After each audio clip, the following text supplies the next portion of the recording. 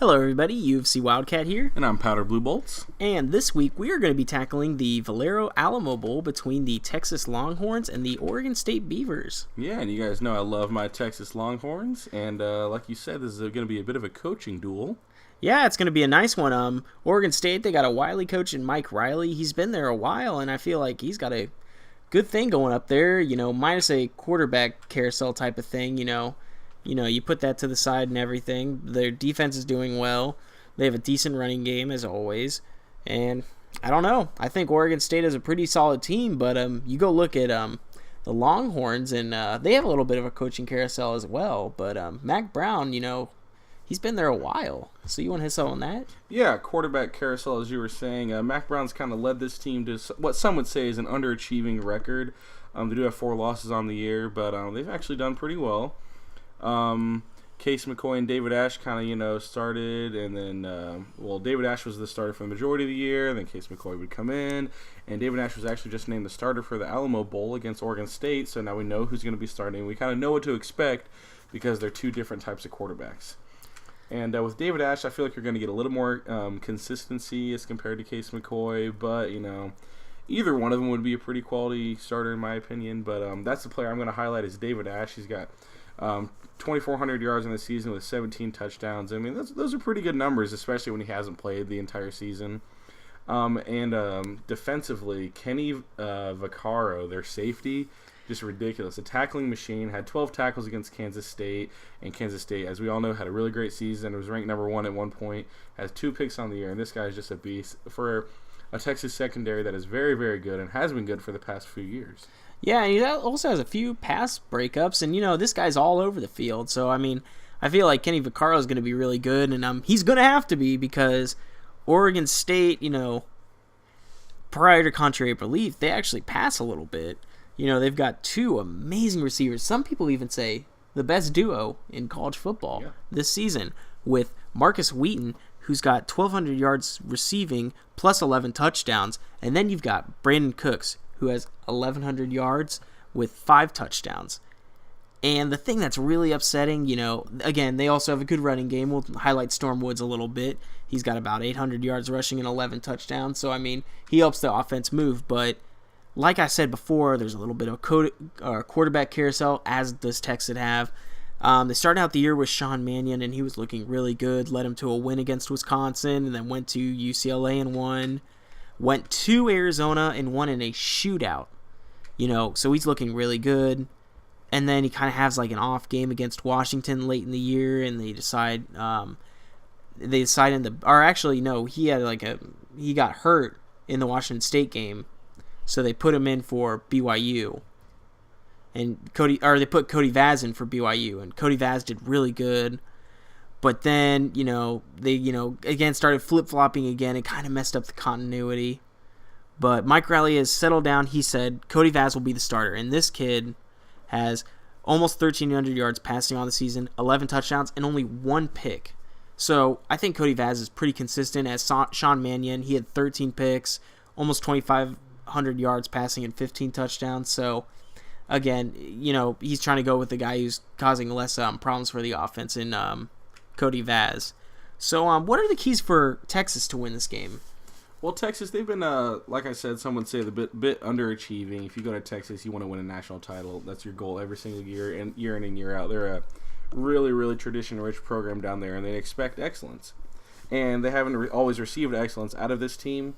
As far as running the ball, they're really, really middle of the road. Malcolm Brown got hurt, and he was supposed to be really, really good this year, but he got hurt. I think it was against Oklahoma State. He got hurt, and he was really, really inconsistent, so they've kind of relied on their less experienced guys. They've got some freshmen that have gotten a lot of playing time in Malcolm Brown's absence, but against Oregon State, their secondary needs to play well because Oregon State is actually ranked 101st as far as rushing yards, so that shows you they don't really like to run the ball too much, and they rank 15th in passing yards. So if you just kind of play by the numbers, Texas' secondary has to play well like they've done all year. I mean, and they have quality wins over Oklahoma State, at Texas Tech, but they did get trounced at home by their arch rival Oklahoma. So it just kind of goes to show you they can be consistent one game and really good, and they can be kind of bad and lose 63-21 at home to Oklahoma. So if the secondary shows up, I think the Longhorns can walk out with a win. Yeah, I think it's the exact opposite. Cody Vaz has to come in and he has to play perfect football. This Texas secondary is good enough that they can shut down these amazing wide receivers.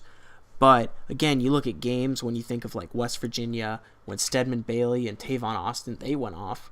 So, I mean, you got to think of, like, those type of teams. It kind of scares me for Texas, if I'm a Texas fan, thinking about these wide receivers going off. Very good wide receivers. And what's really awesome is in the last game for Marcus Wheaton against Nicholas State, again, FCS, we'll remember that. But, again, it's a good... it's good performance when you catch 12 passes and get 224 yards receiving, and also break James Rodgers' old school record of 222, which was set last season. So I don't know. This wide receiver is explosive in Marcus Wheaton, so you got to look out, and that's what it's got to be. The Oregon State offense has to play top-notch, because in games against Washington when they only scored 17, against Stanford when they only scored 23, and then Oregon when they only scored 24. Other than that, besides Arizona and UCLA, they haven't really played anybody. And Wisconsin, forgot about them. But again, yeah, they didn't put many points on Wisconsin either. So this offense has to be perfect in order to beat Texas in their secondary. Yeah, and as far as a score prediction, like we always do, I feel like this is going to be a pretty close game. The high-powered Oregon State offense going against this pretty good Texas secondary, and both their rushing attacks are semi-good at best. So they won't be too much of a factor. I'm going to predict Texas 38 and Oregon State 34, and I think Texas scores a really, really late touchdown to pull ahead with a victory. I think we're disagreeing again. I think we're fighting. I didn't want this. I think it's the exact opposite. I think Oregon State, they showed something against when they went to Arizona in the Wild Zona Zoo, when they came back and scored a really late touchdown to go up 38-35, which would eventually be the final. Cody Vaz had a great game going to Provo, Utah, winning 42-24. And I don't know, this offense is really good, and I think that they're going to have the capabilities of having an amazing game and maybe, picking apart this Texas secondary, which... I don't know. I really like Texas' defense, but again, I'm seeing similarities in at least the wideout department between West Virginia and Oregon State. So I think we're gonna have a really high scoring game. I'm feeling 56 to 49. Late touchdown puts Oregon State above the notch and gives them the win late. All right, that'll be it for this week's Bowl Special. Remember to leave us a like, comment about what you think is going to happen in this game, and definitely subscribe because we're going to be pumping out. We're really close. We're starting to get into the good games. We got it. We got the Valero Alamo Bowl done, and tune in next time when we talk about the Buffalo Wild Wings Bowl between TCU and Michigan State, a game that's going to be high-powered defenses going against each other. And I'm looking at the bowl schedule. I don't see too bad of a bowl the rest of the way, except for some of the really late ones like Kent State, Arkansas State, or Pitt, Ole Miss. But we are getting into the real thick of it here, and it's going to be a lot of fun talking about these really good teams. So yeah, tune in next week for the Buffalo Wild Wings Bowl, TCU versus Michigan State. UFC Wildcat and Powder Blue Bolts signing out.